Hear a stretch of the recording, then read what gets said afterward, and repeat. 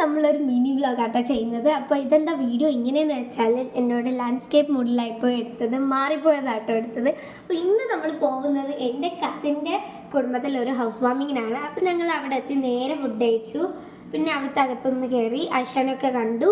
അപ്പോൾ ഞങ്ങൾ അവിടെ നിന്ന് ഇറങ്ങാം കേട്ടോ. വേഗം ഇറങ്ങിയിട്ടുണ്ടായിരുന്നു. ഇതാണ് എൻ്റെ കസിൻസ് ആയിഷയും ഹനയും. അപ്പോൾ ഞങ്ങൾ അവിടെ നിന്ന് ഇറങ്ങുന്ന സീനാണിത്. അവിടെ നല്ല ആംബിയൻസ് ഉണ്ടായിരുന്നു. ഇതാണ് ഫാത്തിമ, എൻ്റെ കസിൻ്റെ മോളാട്ടോ.